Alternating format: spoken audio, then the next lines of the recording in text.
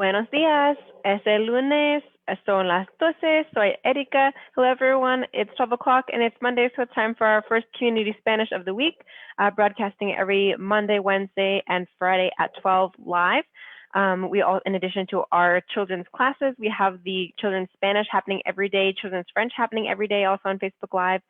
So there's things going on every day for you to tune in, whether from any age of kid to adult. Kids classes happening every day for French at 10:30 and for Spanish at 11. And as I said, for me, doing the community Spanish more geared towards teenagers and adults, Monday, Wednesday, Friday at noon. So here we are for our first class today. As usual, my normal plug that we have all of the videos posted up on both on our Facebook page and also on our website. We have a Facebook Live page on our website that has not only all the videos nicely organized and categorized so you can find everything, but also we have some extra activities for you to do if you want to get some extra practice along with the things you're learning in the videos.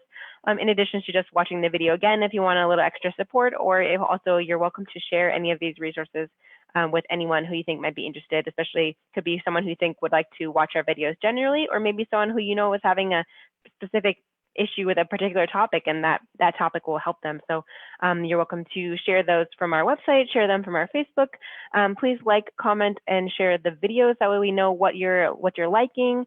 I'm happy to take suggestions, whether if you want to write in the comments of a video or send us a message on Facebook, or also we have a virtual suggestion box on the page on our website. So there are plenty of places to let us know if you have anything that you would like us to teach us specifically. Happy to help. So without further ado, let's get into our lesson for today. It's a little bit more towards intermediate level, this lesson. And I'm going to be talking about pronombres posesivos, or possessive pronouns. I'm going to explain what does that mean. Sometimes the grammar words are not super helpful for regular people to understand what it's talking about. So I'm going to explain about those and show you how to use them, and of course practice. And then, as I said, I'm going to have some extra exercises that I'll put up on the website. So if you want to get a little bit more practice with these topics, you have more resources to go to. So let's get started. We have here on, hopefully you can see the page. I'm just going to reshare that just to make sure that it's showing properly. So we have, again, we're going to be talking about pronombres posesivos, and I'm going to explain what does that mean, and then we'll do some practice and we'll be good. So first to break down these terms, pronombres posesivos or possessive pronouns. Let's make sure we understand what does that mean. Okay, so first we have to back up a step and talk about possessive adjectives, which I think I'm actually going to make a separate video just about possessive adjectives, but I'm just going to kind of reference them briefly here before we go on to possessive pronouns. So essentially, we have two words here to understand. We got possessive and pronoun, or possessive and adjective. So possessive meaning shows who has something. Something is in the possession of someone. So that's what this word possessive means. So I'm showing who has ownership over something. Now, for an adjective, this is a describing word. So, for example, we have this sentence here: my bed is big. So my is the possessive adjective. It's possessive, right? It shows that I'm the one who owns something. So it's me. And then it describes the word bed, because I say my bed. So that's why we call these a possessive adjective. So these are words like my, your, his, her, our, your, as in you all, and their in English. In Spanish, mi, tu, su, nuestro, vuestro, and su. But again, I'm just going to touch on this briefly now, but I'm going to make a whole nother video, I think, to address those. But those are our possessive adjectives that are a little bit more on the basic level. Now, we're going to be going one step above today to talk about possessive pronouns. So what that means, again, we already talked about the word possessive, but the word pronoun means it takes the place of a noun, like a thing, a person, or a place. So for example, we have here this sentence: yours is small. So the yours refers to an object. We don't know, maybe in this case, if we're talking about this is the following sentence after my bed is big, we know this yours refers to bed, but we're actually not saying the word bed in the sentence. So this word yours is working to replace the word bed. So we don't have to say the word bed again. So this is the difference between a possessive adjective and a possessive pronoun. So again, adjective meaning like my, your, his, her, describes a thing, and the thing must be in the sentence. But possessive pronouns we use in place of the thing. So we don't specifically, we don't say the thing in the sentence. So mine, yours, his, hers, ours, yours, theirs. So that's the difference between these two words, okay? So now we're going to look at what are those words in Spanish and learn how to use them. So, so there's kind of two different ways that we can see these words. So we can have, for example, when we have the noun in the sentence. So for example, el libro es mío, the book is mine. So we still have the word book in the sentence. Okay, so it's coming after the noun in the sentence. Or we can use it in a slightly different way, and we said es el mío, it's mine. So now when we say el mío, this el refers to libro, refers to the book, and it's because it's not in the sentence. That's why it's a little bit of different structure than the one this previous example is, because now the thing is actually not mentioned in the sentence. So that's why we're going to use el or la or los or las to replace, to kind of represent the thing that's not in the sentence anymore. So we started with el libro es mío, the book is mine, and because es el mío, it's mine, again with the el referring to the thing, like the book in this case. So, but because we've taken it out of the sentence, we need something to replace it, something to represent it. So that's what the el is doing here. So before we get into that in some more detail, let's look at these words just to make sure we know the terms first. So again, for the possessive adjectives, we talked about, and I'll put these on the side just for the purpose of comparison. So for the possessive adjectives, so again, I'm going to put this on the side, adjetivos, posesivos. So for example, if it's for my in Spanish, it's mi or mis, tú or tus, su or sus, nuestro or nuestra, and then maybe it's plural, so nuestros, nuestras. Then we have vuestro or vuestra, and then again, we can also add s for plural. And then we have su again, su or sus. So again, this is just to help you compare. So these are the forms that we have for the adjetivos posesivos, the possessive adjectives. But again, we're focusing our attention on the possessive pronouns. So let's look at these words on the left. So here we have these words in Spanish. So please repeat this after me to help you to learn the words and help them to internalize into your brain. So we have mío, mía, míos, mías. So you can see how these are different from the possessive adjectives. So again, mío, mía, míos, mías versus mi or mis. Okay, so again, these ones it's like saying mine in English.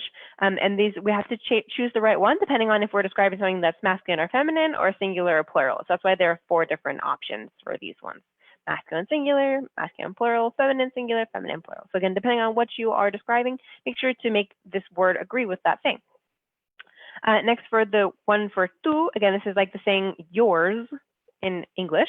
We have tuyo, and please repeat. Repite después de mí, por favor. Tuyo, tuya, tuyos, tuyas.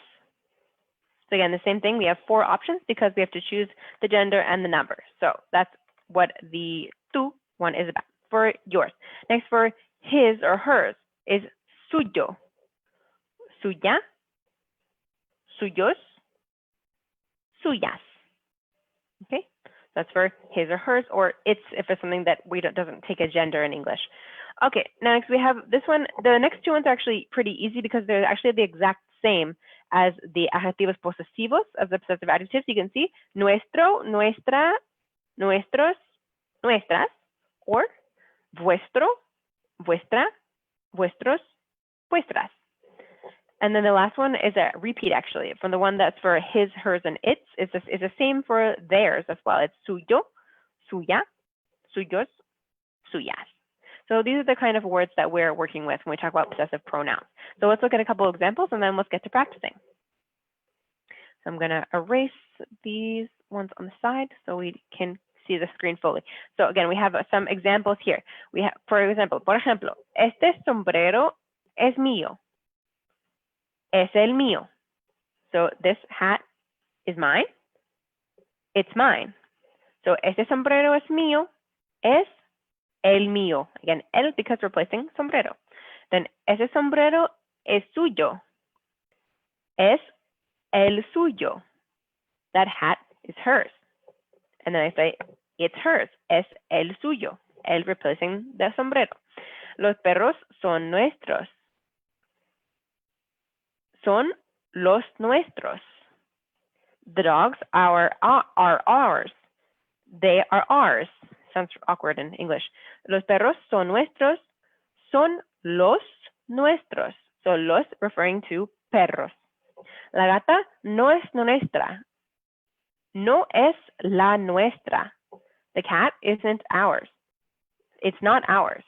La gata no es nuestra. La gata no es la nuestra. La referring to la gata. Okay. Mira, tú tienes tu casa y yo tengo la mía. Tú tienes la tuya, yo tengo la mía.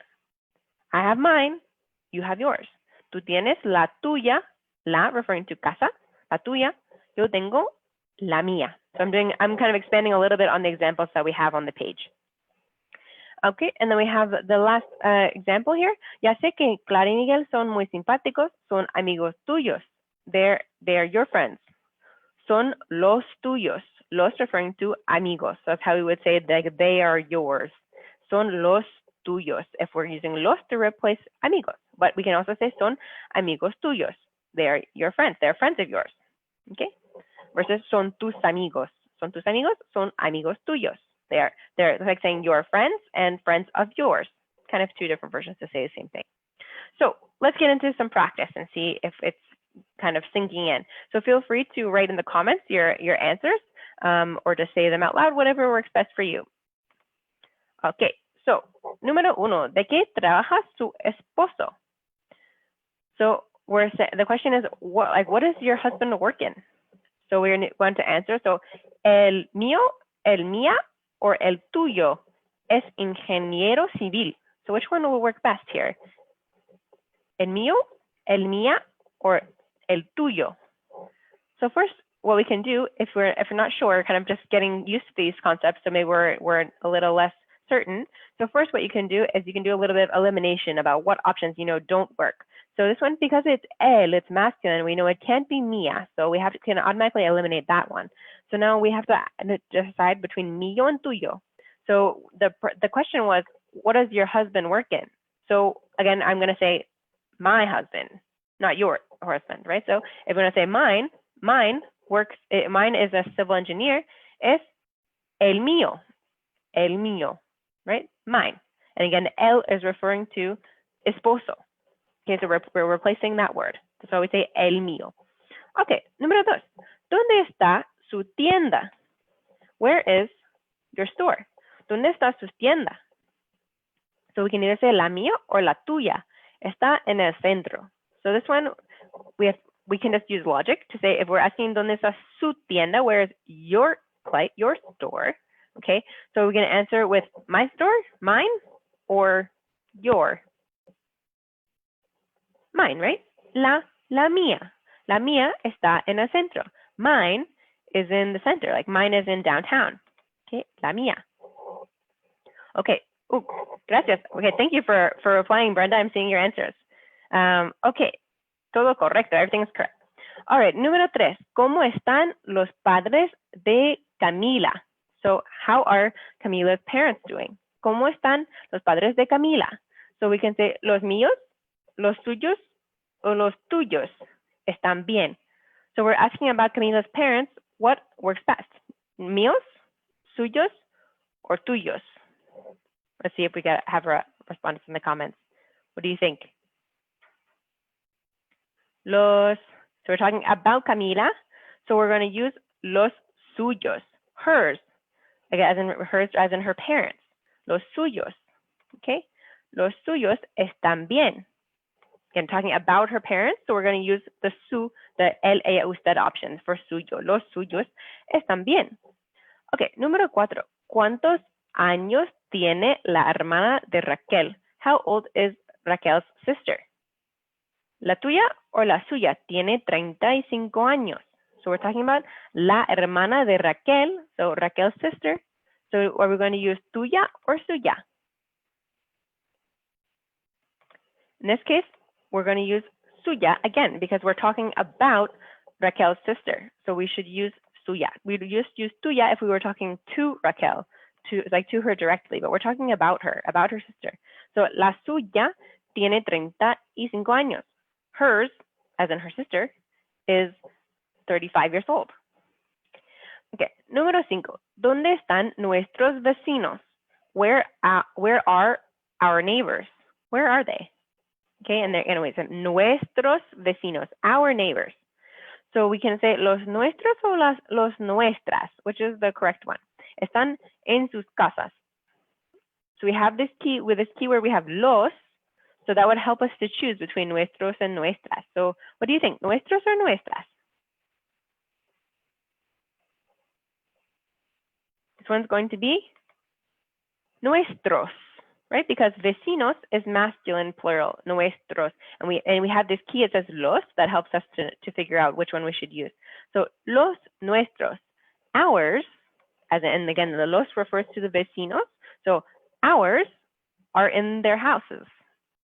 These sound a little strange in English, but I promise you they work well in Spanish. Los nuestros están en sus casas. So ours, as in our neighbors, are in their houses. All right, dos más, 2 more. Número 6. ¿Cuándo abren los niños sus regalos? When do the kids open their presents? So ellos abren los, and we can say mío, tuyos, or suyos, mañana. So we're talking about the kids. So ellos abren los mío, tuyos, or suyos.